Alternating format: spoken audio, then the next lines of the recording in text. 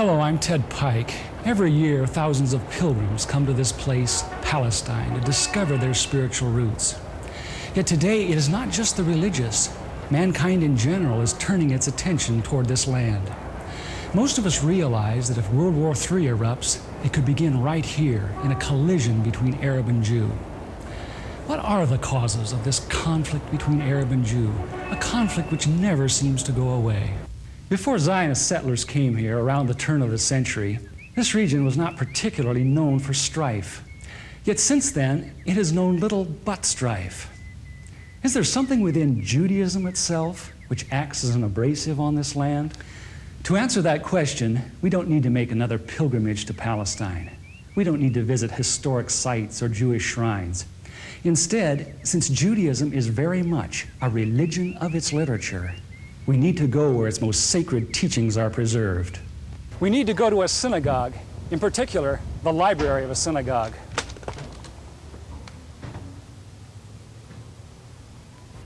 In every synagogue library, we find hundreds of books, but there are a few which tower above the rest in authority. These include the Encyclopedia Judaica, the Universal Jewish Encyclopedia, the Jewish Encyclopedia. In the oldest of these, the Jewish Encyclopedia, we encounter fascinating new perspectives on the inner teachings of Judaism, perspectives which are well known to most religious Jews, but unknown to Christians. Most Christians believe that the Judaism of the Old Testament is very similar to Judaism today. Yet the Jewish Encyclopedia, in its article on Judaism, says modern Judaism and the Judaism of the Old Testament are very different. It says that after Nebuchadnezzar conquered Judah in the 6th century BC and led the Jews to distant Babylon, the Jews were faced with challenges to their faith they had never before experienced. Ever since the time of Solomon, the religion of Israel had centered around the magnificent temple in Jerusalem with its sacrifices and rituals. The question now became, how could one be a true Jew in a very foreign, even hostile environment? The need arose for a certain class of lay priests called scribes or sopherim to interpret the law in this new setting and make it workable. In time, these scribes became what the New Testament calls the scribes and Pharisees, the greatest legal authorities of Israel for all ages. The Pharisees said there were really two inspired revelations to the Jews. There was the written law of Moses received atop Sinai, but there was also the oral tradition acquired by 70 elders who came to the base of the mountain but were forbidden to proceed farther. The Pharisees said that these 70 elders, or Sanhedrin, received a much more extensive and profound revelation than Moses, a revelation which was never written down, yet took precedent over the written law. When Jesus came on the scene, his reaction was to bitterly denounce this counterfeit tradition. Christ said the Pharisees, by their tradition, had made the law of God of none effect. He considered the Pharisees the most dangerous leadership Israel ever had. In 70 AD, Jerusalem was destroyed by the Romans. Although Jewish sects such as the Sadducees now disappeared, the Pharisees emerged with even greater power over the Jewish people. The Jewish Encyclopedia describes the new role of the Pharisees. With the destruction of the temple, the Sadducees disappeared altogether, leaving the regulation of all Jewish affairs in the hands of the Pharisees. Henceforth, Jewish life was regulated by the Pharisees. The whole history of Judaism was reconstructed from the Pharisaic point of view. Pharisaism shaped the character of Judaism and the life and thought of the Jew for all of the future. In 135 AD, all Jews were expelled from Palestine. The Pharisees led most Palestinian Jews in a mass migration back to Babylon. The majority of Jews were already in Babylon and had been since the time of Nebuchadnezzar 600 years earlier. Yet around 140 AD, Babylon became the acknowledged land of refuge for world Jewry.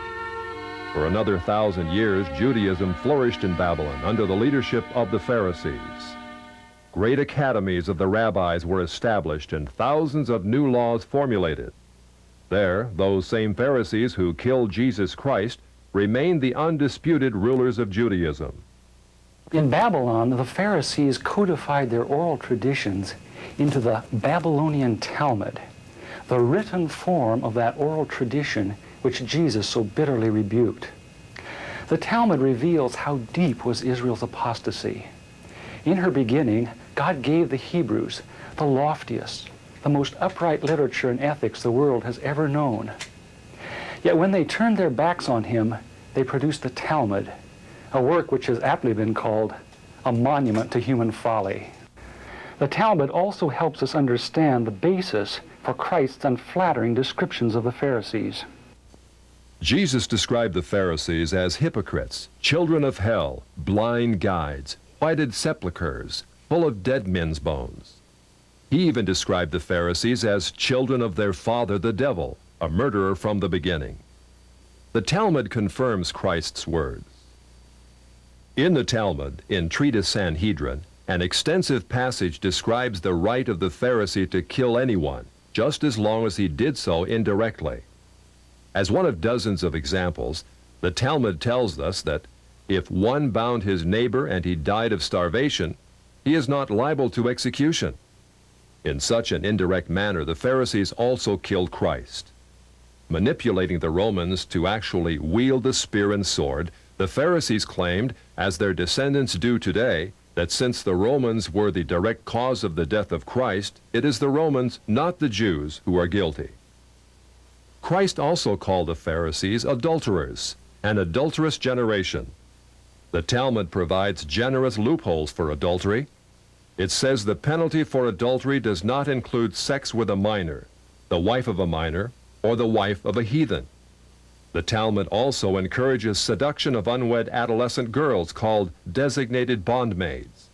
But it's important how such rapes are performed.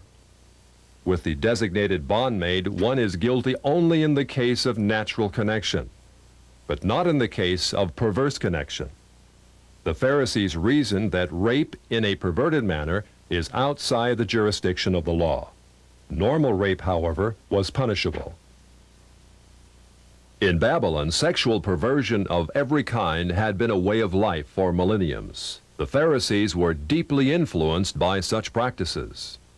In 3 of the major treatises of the Talmud are found extensive passages which give legal endorsement to seduce and marry 3-year-old baby girls. In fact, many of the greatest rabbis of the Talmud, including Simeon ben Yochai, upheld this privilege. Today in Israel, thousands of Jews go to Meron every year to venerate the memory of Simeon ben Yochai, one of the most respected rabbis in the history of Judaism. In one of dozens of endorsements of child sex, Simeon ben Yochai said, "A proselyte under the age of 3 years and a day is permitted to marry a priest." Agreeing with ben Yochai, the great Rabbah said, "When a grown-up man has intercourse with a little girl, it is nothing, for when the girl is less than this, 3 years and a day, it is as if one put the finger into the eye." The footnote to this passage says, "As tears come to the eye again and again, so does virginity come back to the little girl under 3 years." The same section confirms that sexual activity with small boys is in the same category. The intercourse of a small boy is not regarded as a sexual act. In addition to adulterers, Christ, in the story of the Good Samaritan, portrayed the Pharisees as racial bigots, too self-righteous to respond to the suffering of one who was not a Jew. It is true, because of the wickedness of the Canaanites, which included sodomy and infant sacrifice, Israel had been commanded by God to be harsh in her treatment of the inhabitants of the land. God made it clear that the Canaanites were not simply to be avoided, but destroyed. By the time of the New Testament, this method of preserving God's kingdom by separation and the sword had become obsolete. God no longer made a racial difference between men. But the Pharisees were unfazed by God's new agenda. The Talmud was finally written down nearly 5 centuries after Christ, yet its critical, even homicidal attitudes toward Gentiles might have been lifted out of the book of Joshua. However, the quickest way to grasp the Talmudic view of Gentiles is not directly from the Talmud, but from the Jewish encyclopedias. If we quote an isolated opinion from the Talmud, a rabbi may quickly object, saying, "But that is not the overall opinion of the Talmud. That is not the definitive view." What the Jewish Encyclopedia provides us is a definitive overview of perhaps hundreds of rabbinic statements on any subject, giving us accurate summaries of what the Talmud generally teaches. In its article on Gentiles, the Jewish Encyclopedia begins to define what makes a Jew so different from a Gentile. According to the rabbis, only Israelites are men. Gentiles they classed not as men, but as barbarians. Since Gentiles are not men in the fullest sense, so the Gentile is not a neighbor of a Jew. Further, since Gentile laws were too crude to admit of reciprocity, meaning too crude to be taken seriously, the Gentile was forever beneath the Jew. Gentiles were outlawed by God from the beginning, and thus had no property rights.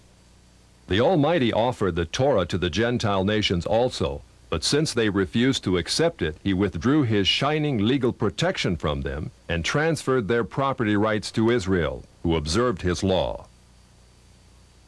Since the Talmud outlawed the child, or issue of a Gentile, as that of a beast, a Gentile had as little legal rights in a Jewish court as did an animal.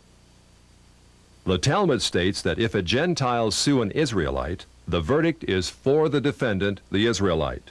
Conversely, if the Israelite is the plaintiff, he obtains full damages. Because the Talmud conspires against Gentiles, if a Jew was ever caught telling a Gentile what the Talmud really says, such a person deserves death. So vile was the nature of a Gentile that the great Simeon ben Yohai said, "The best among the Gentiles deserves to be killed. The best of snakes ought to have its head crushed." Jews, however, are exalted beings in the Talmud, worthy of praise. Christ described the Pharisee who blessed himself, saying, "I thank thee, Lord, that I am not as other men." An eminent Talmudic rabbi says the same. "Blessed be thou, who hast not made me a Goy, or Gentile." There is a special antagonism between the Talmud and Jesus. The Talmud attacks him everywhere it can, even his mother. Mary, the Talmud says, was a whore who mated with carpenters. She who was the descendant of princes and governors played the harlot with carpenters. It naturally followed that the scribes declared Christ to be a bastard. In its article on Jesus, the Jewish Encyclopedia says that Jewish writings defame Christ. It is the tendency of all these sources to belittle the person of Jesus by ascribing to him illegitimate birth, magic, and a shameful death. Jesus, according to this article, was considered one of the three worst enemies of Judaism who came to an ignoble end. The Talmud says they subjected him to 4 deaths: stoning, burning, decapitation, and strangling. The Talmud also says he is now in hell, punished with boiling hot excrement. What is Christ's advice as he speaks to us out of hell? The Jewish Encyclopedia quotes Jesus as telling us above all to bless the Jews. He says, "Further their well-being. Do nothing to their detriment. Whoever touches them touches even the apple of his eye." Christians, as followers of the false prophet Jesus, also deserve death. The Jewish Encyclopedia again recaps the Talmud's position. A Gentile observing the Sabbath deserves death. It says the Talmud's hatred was probably directed against the Christian Jews. These Judeo-Christians, evasively called Min, Minit, or Minim, were considered by the rabbis to be the most dangerous form of heretics of ancient times. The New Testament Gospels were writings which the rabbis considered more dangerous to the unity of Judaism than those of the pagans. A Talmudic rabbi said, "The writings of Christians deserve to be burned, for paganism is less dangerous than Minute or Christianity." The Jewish Encyclopedia, in its article on Min, continues to illustrate the Talmudic hatred of Christianity. Again, we must remember, Minim usually indicates the Judeo-Christians. It was forbidden to partake of meat, bread, or wine with the Christian. Scrolls of the law, Tefillin, and Mezuzot written by a Christian were burned. An animal slaughtered by a Christian was forbidden food. The relatives of the Christian were not permitted to observe the laws of mourning after his death, but were required to assume festive garments and rejoice.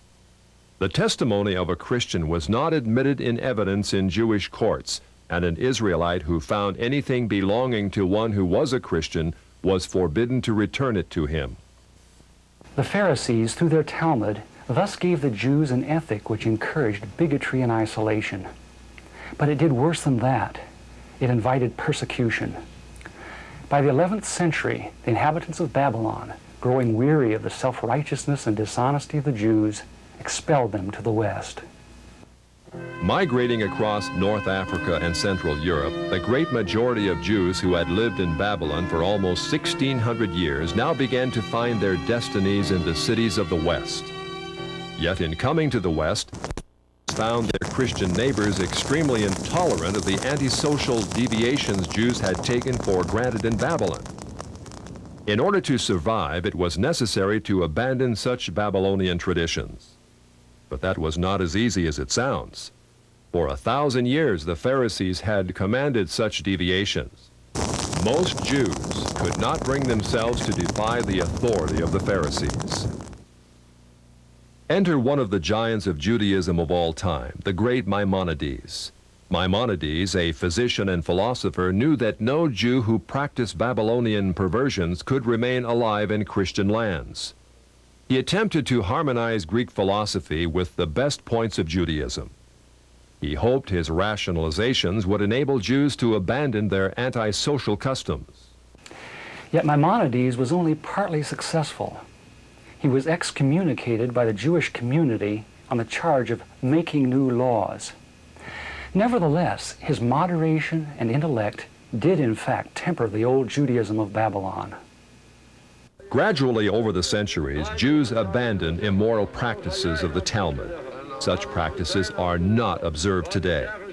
In fact, most Jews are so ignorant of the Talmud itself that they do not even know that such teachings exist within their sacred literature.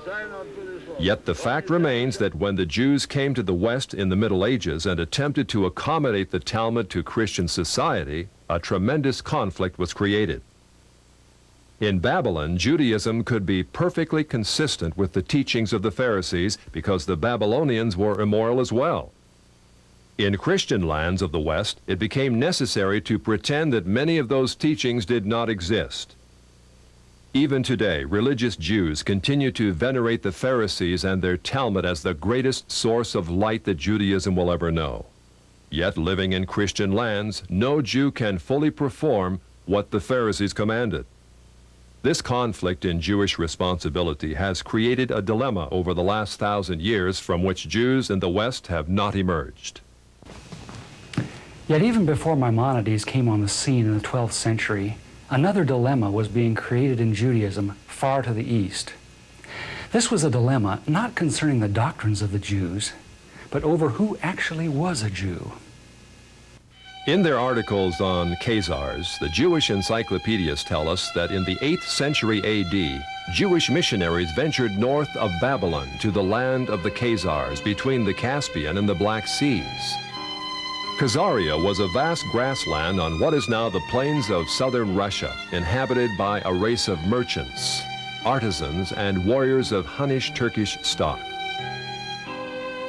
About 740 A.D., the king of the Khazars converted to Judaism and made it the state religion. Incredibly, within a few centuries, the people of Khazaria convinced themselves that they were not Gentiles after all, but the physical descendants of Abraham. Thus, by the 10th century A.D., a nation of proselyte Jews thrived in what is now central Russia. During the Middle Ages, the fierce Mongols from the east and Russians from the north drove the Khazars west out of their ancient homeland. Most settled in Eastern Europe, especially Poland, where they established communities of artisans and traders. Judaism thus became divided into two basic groups which remain today: the Ashkenazim, which are the Khazars of the east, and the Sephardic Oriental, which are Jews of Spain, Turkey, and lands bordering on the Mediterranean. Today, the Ashkenazim or Khazars are the vast majority, about 80% of those who call themselves Jews. The two most recent premiers of Israel illustrate these two racial types. Shimon Peres is a Sephardic Jew from authentic Jewish stock. Yitzhak Shamir, like Menachem Begin, is Ashkenazim or Khazar in origin. In Poland, these ancestors of most modern Jews thrived. In fact, they actually became more zealous Jews than their theological cousins to the west, the Sephardim. The Khazars were fascinated with that mystical aspect of Judaism called Kabbalah. Kabbalah was the Jewish form of ancient Gnosticism, a belief that God is unconscious yet everywhere, revealed in different levels of refinement throughout the universe. Of course, Judaism was always unique among ancient religions in its belief in a single conscious God, a God not only capable of creating the worlds, but of punishing evil and rewarding good. Like Eastern religions, however, the Polish Kabbalists believe that God in his purest form is utterly remote, unknowable, without opinions about right and wrong. Instead, his being filtered down through many gradations or sephirot until it reached Israel. Israel, according to the Kabbalah, was the visible, rational emanation of God in this world. Below Israel was confusion and darkness, represented by demons and the chaotic world of the Gentiles. What excited the Khazars was that Kabbalah preached revolution. It said that Jews, as superior beings, were destined to rule the world. In the Zohar, which is the written text of Kabbalistic lore, we find the arrogance and ambition of the ancient Pharisees very much alive. In a typical passage, the Zohar teaches, living soul refers to Israel, who have holy living souls from above, and cattle and creeping thing and beasts of the earth to the other peoples who are not living soul. Only by the overthrow of the Gentiles, the Zohar asserts, can Israel regain its position as God's Shekinah glory on earth. The Zohar calls Gentiles Amalekites. In a passage typical of many, the Zohar says they caused the destruction of the temple, so when God reveals himself, they will be wiped off the earth. Redemption will not be complete until Amalek will be exterminated. But once Israel shakes off Gentile dominion and Christian influence, heaven will descend to earth. The Zohar says Israel will fulfill her predestined role, ruling the world under the leadership of her Messiah. Since the Kabbalah or Zohar was not merely a theological system, but taught the overthrow of the existing order, it was natural that before long Jews should begin to put it into practice. With the age of Voltaire and the so-called Enlightenment during the 18th century, we see a host of Jewish Kabbalists migrating west out of Poland and penetrating the very capitals of Europe. Jewish wonder workers, Bolshems as they were called, Saint Germain, Cagliostro, Frank, Falk, men of vast wealth and mystery came upon the European scene at the end of the 18th century. In Europe, in the years preceding the French Revolution, the foundations were laid for a new order in the world. Kabbalists such as Adam Weishaupt helped establish the ultra-secret Illuminati, which became a cover for plots and intrigues that would begin the erosion of Christian civilization. At the same time, beginning with Jewish philosopher Moses Mendelssohn, many Jews began to perceive their religion not simply as a means of personal salvation, but as a way to reform society at large. Many Jewish activists said that, starting with such revolutionaries as Moses and the prophets, Israel had always had the social objective of righting injustice and taking the part of the downtrodden. It was the duty of every Jew, they said, to come to the aid of the oppressed working masses, called the proletariat, in their historic struggle against capitalistic bondage.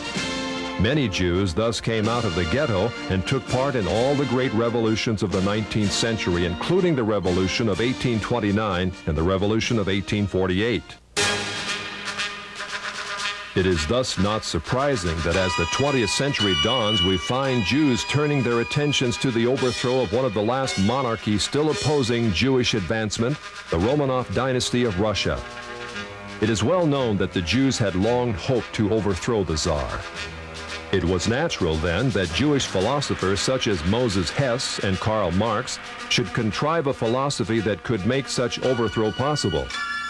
It was also natural that international Jewish bankers of New York, London, and Hamburg should finance it.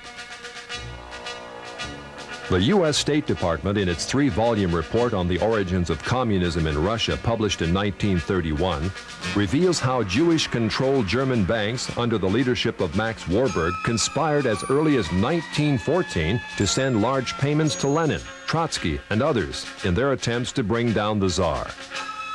As part of this conspiracy, Jacob Schiff, head of the New York Jewish banking house of Kuhn Loeb, invested at least $20 million, which would be close to $1 billion today, toward the establishment of Bolshevism in Russia. In its article on socialism, the Jewish Encyclopedia, published in 1905, freely admits that Jews in Russia were ripe for revolution. In Russia, socialism, has become a movement of the Jewish masses. The later Encyclopedia Judaica tells us the communist movement and ideology played an important part in Jewish life, particularly in the 1920s and 1930s, and during and after World War II. The Judaica, in fact, presents an extensive list of the most powerful Jewish leaders of Bolshevism, which included Trotsky, Sverdlov, Zinoviev, Kamenev, Litvinov, Kaganovich, and many others. The Judaica also tells us just how many Jews filled the communist ranks. It says anti-Semitism drove the bulk of Russian Jewish youth into the ranks of the Bolshevik regime. When the white Russian patriots heroically attempted to regain their freedom from the Jews, the Judaica says compact Jewish masses were utilized by the Bolsheviks to suppress such counter-revolution. Clearly, Jews and native Russians were engaged in a death struggle over the destiny of Russia.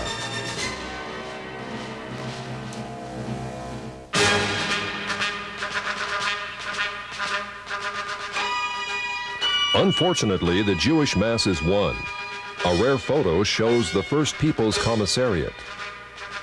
From left to right are Uritsky, Trotsky, Zinoviev, Sverdlov, and Kaganovich, all Jewish. In 1918, intelligence services of the Western powers were buzzing with reports that communism was an international conspiracy fomented by atheistic Jews. British, Dutch, American, and other intelligence reports confirmed that Jews filled the Bolshevik ranks and that as much as 75% of all Soviet commissars were Jewish. In the Illustrated Sunday Herald of February 8, 1920, Sir Winston Churchill commented on what had almost become public knowledge. There is no need to exaggerate the part played in the creation of Bolshevism by these international and for the most part atheistical Jews. It is certainly a very great one. In the decades following the revolution, the question became, how much influence do the Jews still exert on the Soviet experiment? Although many of the Jewish kingpins in Bolshevism perished in Stalinist purges in the late 30s, none other than Nikita Khrushchev gives us an eye-opening view of just how many Jews were still in the Soviet government. Speaking to a delegation of French socialists, Khrushchev admitted in 1956 the government has found in some of its departments a heavy concentration of Jewish people, upwards of 50% of the staff. Because communism has historically been top-heavy with Jews, the Soviet policy of so-called anti-Semitism, much protested by Jews in the West, may in reality be but a ploy to distract the world from communism's Jewish past. Although most Jews have indeed been removed from high-profile positions in the Soviet hierarchy over the last 30 years, still Jews remain highly favored when it comes to immigration to the prosperous West. Since World War II, more than 1 million Jews have been allowed to leave the Iron Curtain, sometimes in waves of up to 52,000 a year. This contrasts to the grim reality that if even one Gentile attempts to escape, he would be lucky to receive only 15 years in prison. Jews, then, have played an enormous role in the Soviet experiment. Yet, as the Jewish Encyclopedia, in its article on socialism, again tells us, the passion of many Jews to socialize the world was not confined to Russia. As peddlers of socialism, it tells us, Jews must be reckoned among the pioneers of the socialist parties in America. As a case in point, a flood of socialistic Jews entered the FDR administration and helped pioneer the New Deal for America.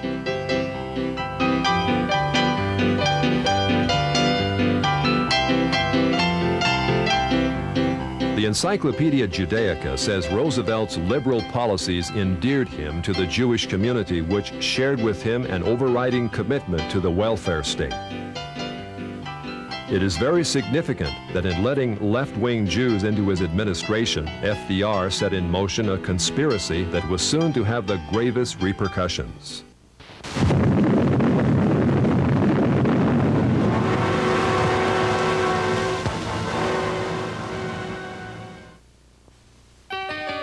As part of his policies, FDR had a German communist, Klaus Fuchs, a scientific genius who helped mastermind the atomic bomb.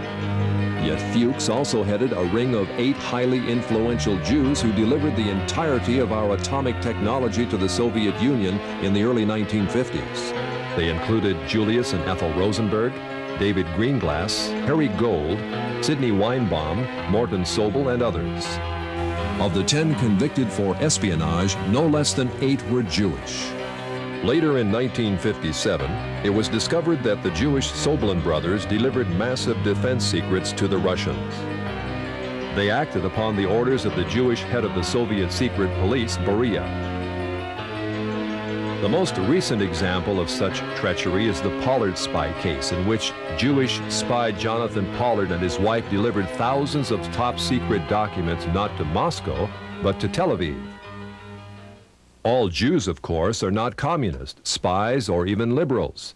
A small minority of conservatives like economist Milton Friedman, publisher Natty Loeb, and Senator Barry Goldwater are eloquent reminders that Jews are represented on the right as well as the left. Nor should we forget that many Jews have contributed disproportionately to the good of mankind, especially in such areas as medical research, science, and the arts. Such Jews deserve our heartfelt gratitude. Never should we indict Jews as a whole for the misdeeds of some. Yet the fact remains that historically most Jews have favored the liberal agenda. Many have gone as far left as communism. For example, in the late 40s, intensive investigations by the U.S. Justice Department revealed a disproportionate number of Jews in the American Communist Party. In 1949, the 11 members of the American Politburo of the Communist Party were convicted. 6 were Jews. In 1951, the second-string Politburo was indicted. Of 21 arrested, 14 were Jewish.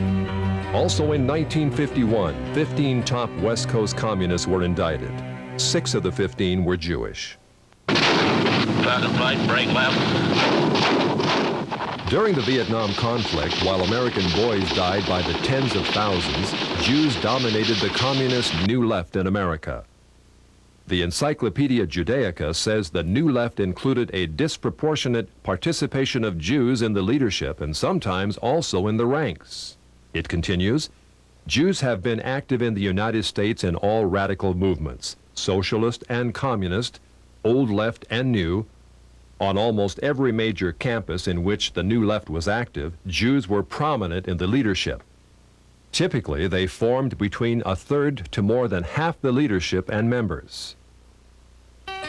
Jews also dominate the American Civil Liberties Union, a left-wing front which has tirelessly opposed such fundamental values as prayer in the schools, effective criminal prosecution, even the Pledge of Allegiance.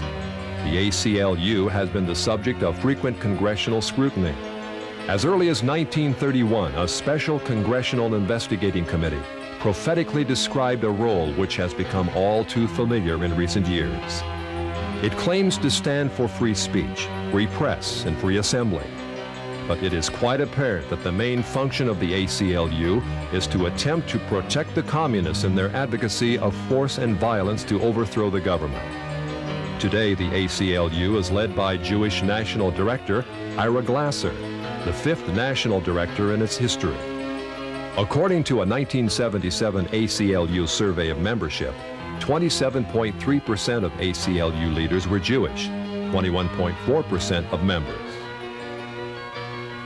The feminist movement, with its agenda of free abortions and lesbian rights, also contains a lopsided number of Jews in its national leadership. The three most influential feminists, Gloria Steinem, Bella Abzug, and Betty Friedan, are Jewish radicals. Jewish producer Norman Lear also heads People for the American Way, the liberal antagonist to Jerry Falwell's Moral Majority. People for the American Way videotapes every broadcast of national TV evangelists in hopes of ruining their ministries. Why does such Jewish-led radicalism prosper? Largely because the television media promotes it. And who owns the media? In its article on television, the Encyclopedia Judaica reveals that the big three television networks are Jewish-founded and controlled. David Sarnoff founded NBC in 1926. CBS was founded under the presidency of William S. Paley, also Jewish. ABC was an outgrowth of the NBC network, and another Jew, Leonard Goldenson, became its president. Gentiles usually occupy the visible out-front positions, but each of the three networks remain under Jewish influence or control. According to the famous Lichter-Rothman poll of 104 top-level media executives, published in Public Opinion magazine, Jews also dominate the lower levels of network broadcasting. Although Jews constitute less than 3% of the American population, a whopping 59% of TV executives surveyed were Jewish. The Encyclopedia Judaica, in its article on motion pictures, paints a similar picture of Jewish control of the movie industry. With the exception of United Artists, it says, all the large Hollywood companies were founded and controlled by Jews. The largest of all entertainment monopolies, MCA, called the Octopus because of its domination of the entertainment industry, was likewise founded and controlled by Jews such as Jules Stein, Lou Wasserman, and Taft Schreiber.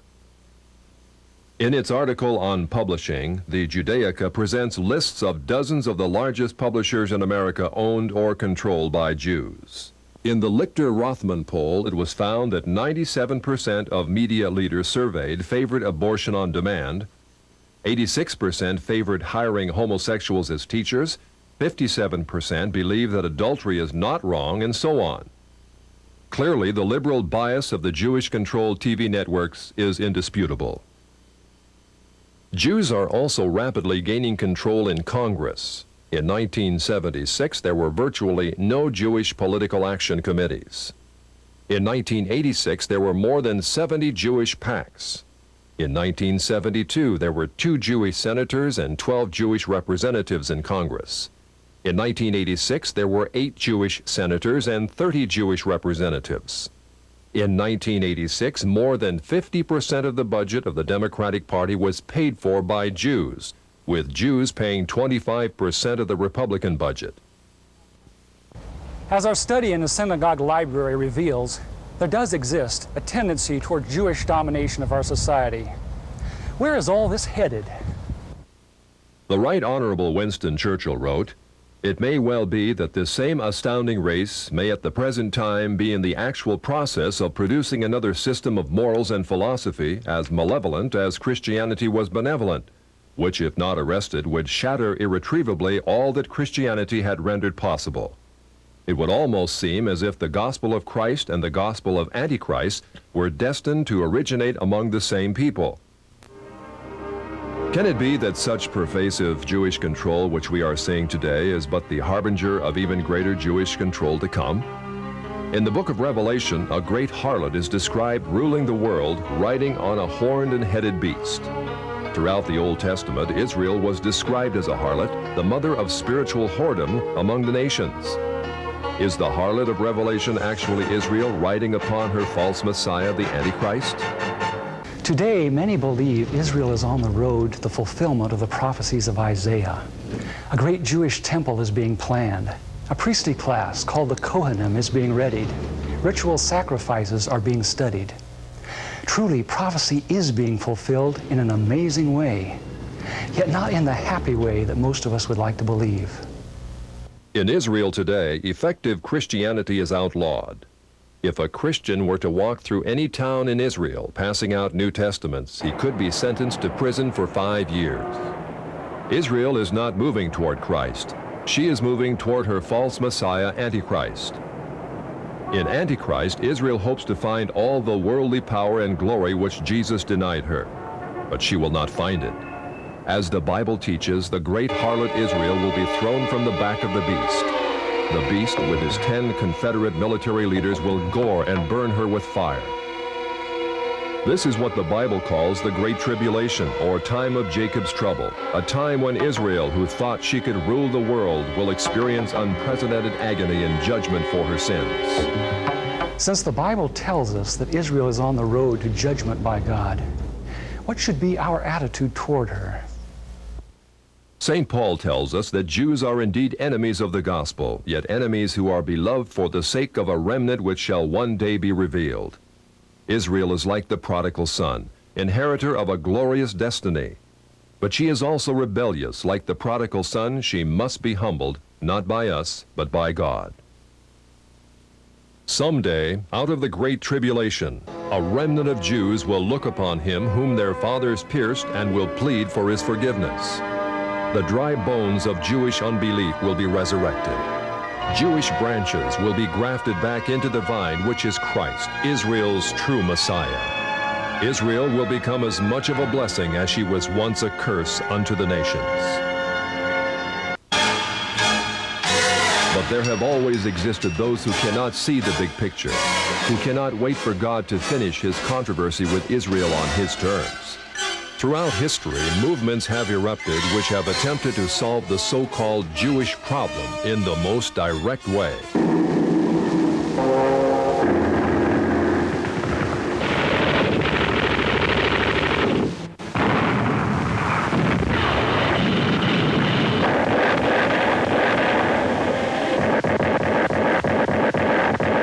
Yet all such anti-Semitic movements have ended in defeat. Defeat because they refused God's terms and instead resorted to violence and slander, elevating themselves to racial superiority and debasing Jews as racial degenerates. Anti-Semites have become loathsome to all mankind.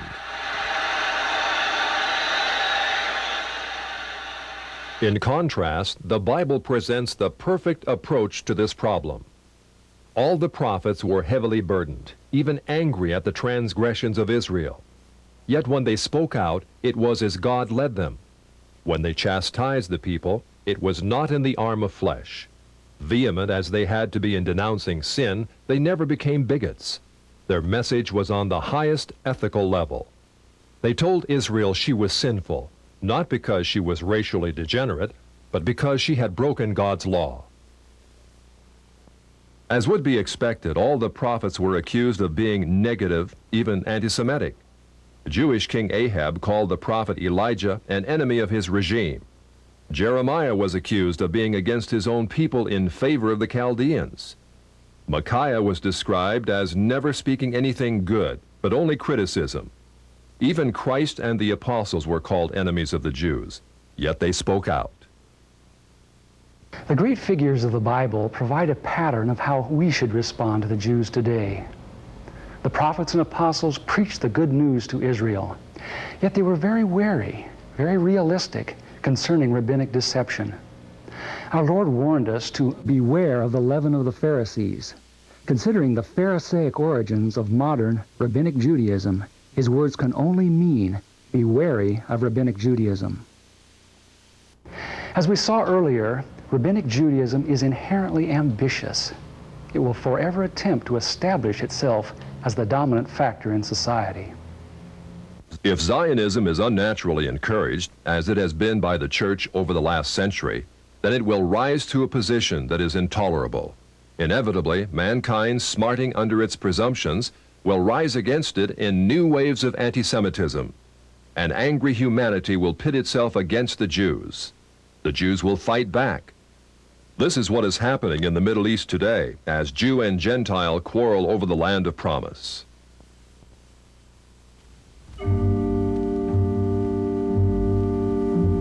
Who owns this land? In her beginning, God promised that through the physical people of Israel, a spiritual blessing, Jesus Christ, would be given to the world. Just as a physical people was necessary, so also was a physical land. Throughout the Old Testament, God repeatedly tells the Hebrews that the land of Palestine is promised to them and their seed forever. Yet in order to occupy this land, Israel must be obedient to him. If not, God repeatedly demonstrated in the Bible that he would actually invite the peoples surrounding Israel to invade and occupy. Only when the Hebrews finally cried unto God in repentance did he allow them to possess a land dedicated to obedience. God's demand for obedience is thus a standard before which both Christian and Jew must bow. Moses, a spiritual colossus, wanted to go into the land, but God would not let him because of one infraction. Today, Israel has rejected God's Son for 20 centuries and given first allegiance to those who crucified him, the Pharisees. Yet we are told that God is delighted that they dwell in the land. Does obedience no longer matter? It does. Someday, as in the days of Joshua and Nehemiah, Israel will give God the obedience he demands. They will return to this land in blessing. But until that time, as long as Israel continues to force her unbiblical occupation on the Arabs, this region will only know strife. The Arab world will continue to try to expel the Jews. The Jews will strike back and forth, generation after generation. The discord will be unending. This land will continue to bleed. It is the duty of every Christian to support the humanitarian needs of Jews, to preach the gospel to them. But it is not our duty to assure them that a land of promise may be occupied without obedience. Neither is it our duty to fight a war in the Middle East in defense of Israel's unbiblical claim. It is time we return to God's law, a law as old as this land, as old as the God who gave it to the Jews. If we ignore God's requirement of obedience, we only postpone that glorious day when Israel will become what she was meant to be, a place of rest and healing to the nations. If America is to continue to possess her land of blessing, she also must return to the God of her fathers. It is true, the Bible prophesies that Jewish international control, or Babylon the Great, will gradually come to dominate the world.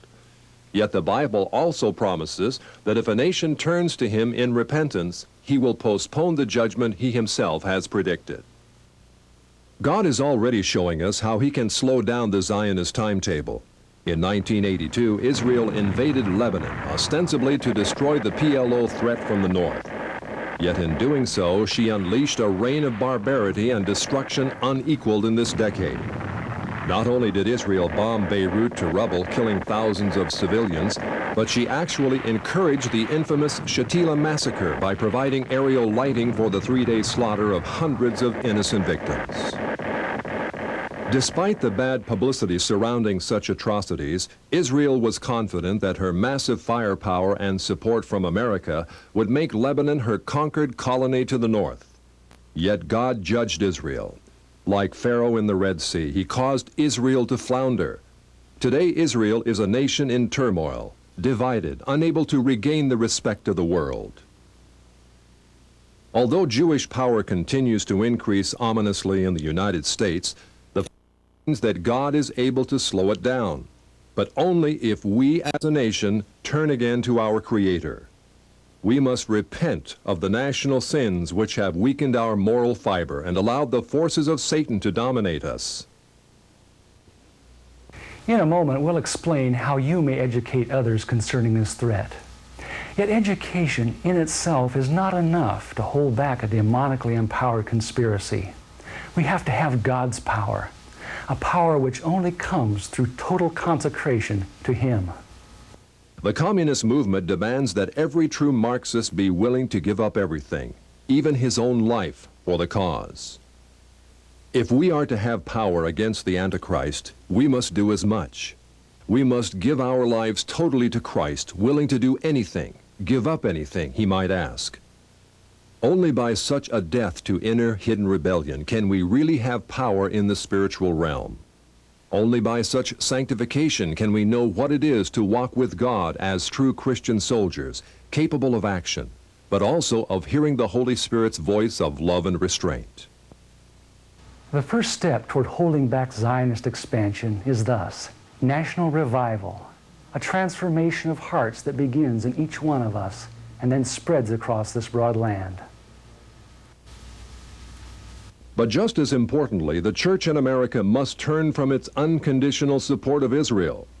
For 3/4 of a century, the church has aligned itself with bloody and arrogant men in the Middle East. In bidding them Godspeed, it has become a partaker of their injustices.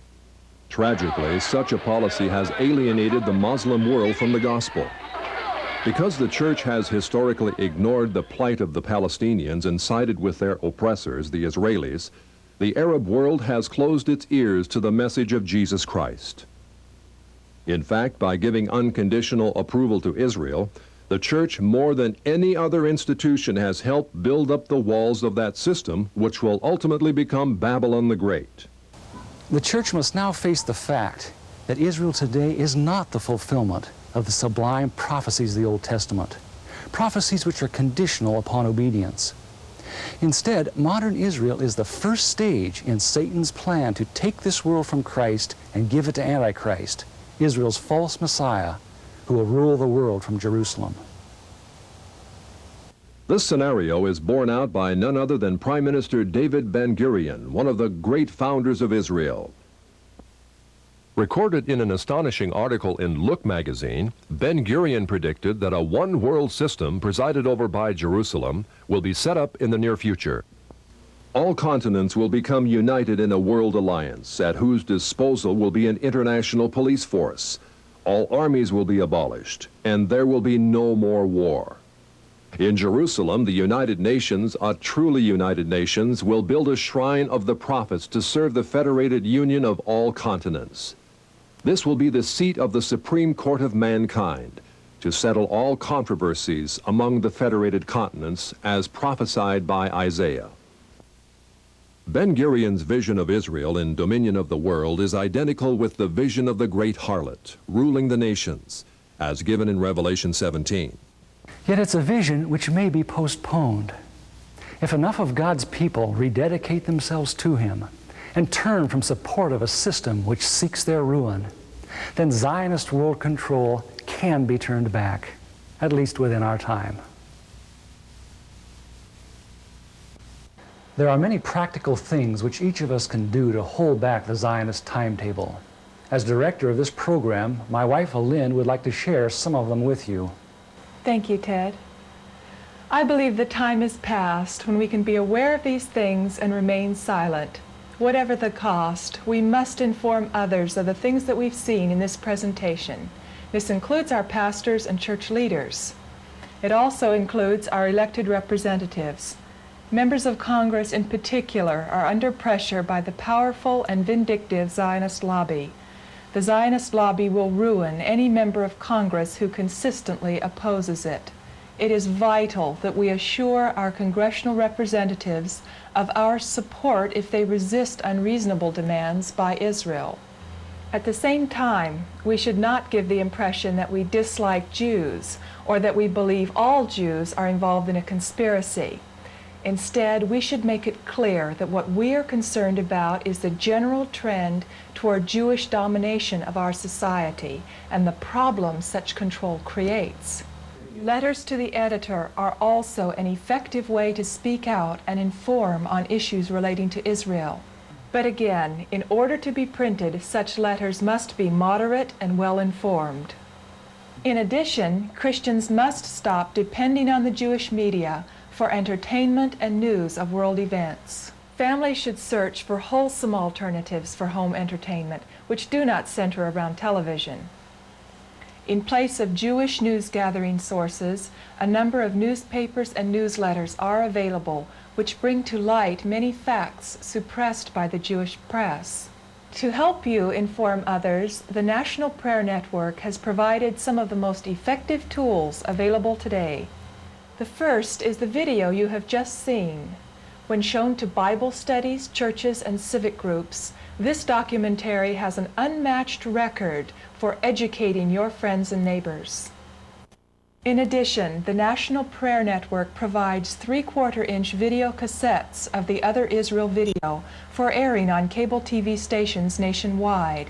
Every major city in America contains at least one cable access station which plays video productions the public supplies.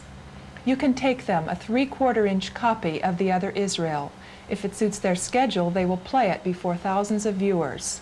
Through ads in newspapers, church bulletins, and other means, you can publicize your own showing of The Other Israel. Also highly effective is Ted's fascinating book, Israel, Our Duty, Our Dilemma. Condensing 15 years' research in Jewish sources, this 340-page volume provides easy-to-read yet exhaustive documentation on every subject covered in this video, plus hundreds of pages of related information. This groundbreaking book has been ordered by more than 18,000 pastors in America. Dr. Everett Sullivan, defender of liberty in Nebraska, sums up what thousands have felt. This is the one book every Christian should read. In a moment, we will tell you how you may obtain the video and book. Thank you, Elaine. It's undeniable that there exists a great conflict between the forces of good and evil for control of this planet. Yet there also exists a host of people just like you that are catching on to the Zionist agenda. However, it's not enough just to know the score on Zionist ambitions. We have to spread the word to others. Will you join with Elaine and me as we do just that? Here's how you can obtain the tools to wake up your church and community. Well, Our Duty, Our Dilemma is available for $15.95 post-paid. The Other Israel video is available for $22.95 post-paid. Order from Truth Tellers, P.O. Box 828, Clackamas, Oregon 97015, or visit us on the web at www.truthtellers.org.